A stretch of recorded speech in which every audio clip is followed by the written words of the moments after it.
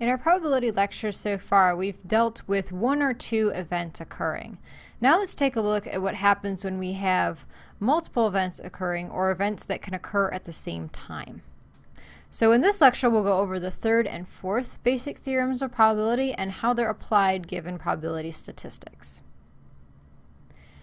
Two questions we want to ask when we're dealing with probability is, what if there are more than two possible events? And what if there's more than two events occurring at the same time? In this lecture, we'll focus on one event occurring out of two or more events, which deals with 3 and 4. Two or more events occurring out of two or more events at the same time is theorems 6 and 7, which we'll talk about in lecture 5. Theorem 3 states that if events A and B are mutually exclusive, then the probability that either event A or B will occur is the sum of their individual probabilities. Mathematically, it's written like this. Mutually exclusive events means that if one event occurs, the other event cannot occur. So if we look at our probability space here, A and B have no overlap. That's what mutual exclusivity looks like. This would be, for example, buying an ingredient from company A or company B. They make totally separate ingredients, so there's no way that company B would make an ingredient that company A makes. They're mutually exclusive events. Looking at an example of Theorem 3, we've got 300 parts in the table below, and these 300 parts are all in a box together. They're from 3 different suppliers, X, Y, and Z. We have conforming parts with no defects or non-conforming parts, parts with defects that we cannot use. That's C and NC, respectively. So we want to figure out the probability of selecting a part from supplier Z, a non-conforming part from supplier X, or a conforming part from supplier Y. Now when we read this, the OR tells us that we have one selection, and we want to figure out what's the probability of either picking from supplier Z or a non-conforming part from supplier X or a conforming part from supplier Y in that one choice alone. We're only picking one part, but we want to figure out the probability that any of these events will happen. The first thing we want to ask ourselves is, are these events mutually exclusive? And the answer is yes. So written mathematically, we see that Z and X and Y don't have any overlap. Those parts come from 3 different suppliers, so there's no possible way that our probabilities overlap in this case. And that's great because that makes the math fairly simple for this. So the probability of picking a part from supplier Z, that's a conforming or non-conforming part. We have 86 parts total according to our table down here. We know we have 300 parts in our box, 86 from Z, so the probability of picking a part from supplier Z is 86 over 300. We also have the probability of picking a non-conforming part from supplier X. We know supplier X gave us 7 non-conforming parts. So here's our 7 non-conforming parts. We still have 300 total parts because we're looking at the probability that any of these events will occur in one pick. Then we look at the probability of picking a conforming part from supplier Y.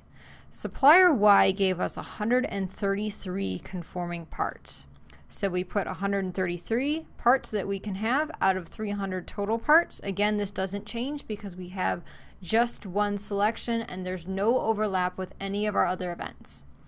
So when we calculate all those together, we add those up and we get about 75% that any of these events will occur when we're picking one part from this box.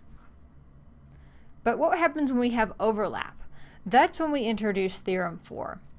So if events A and B are not mutually exclusive and they can occur at the same time, then the probability of them, either of them occurring, is the probability of A plus the probability of B, But then we have to deal with the overlap in events. If we don't deal with that overlap, looking at our probability space here, this is the overlap in A and B.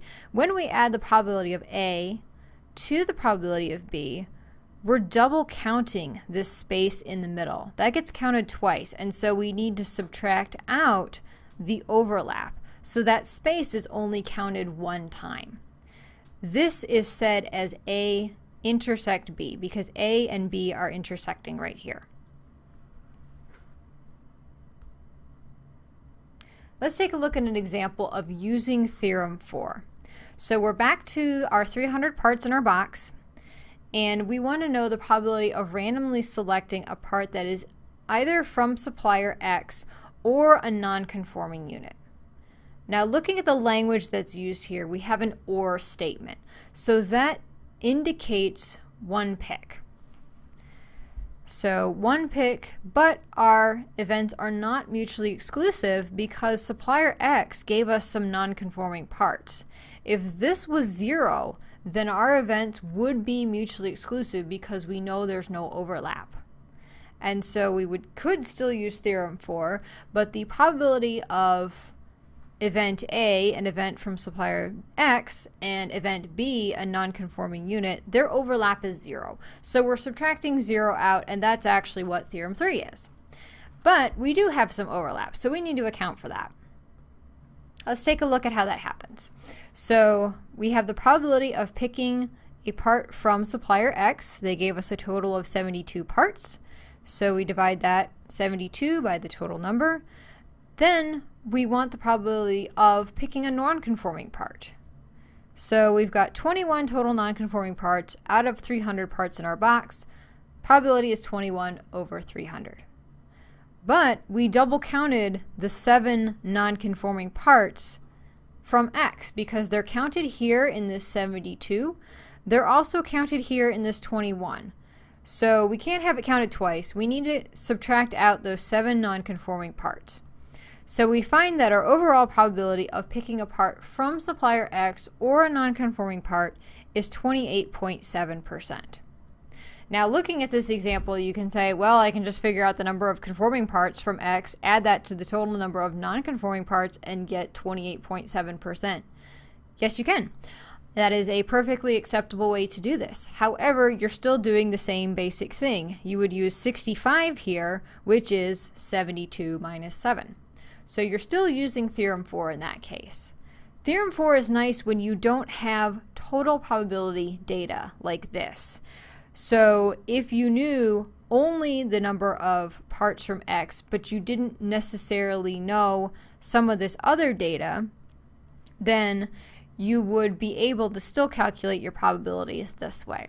So don't discount Theorem 4 just because you have all this data right here.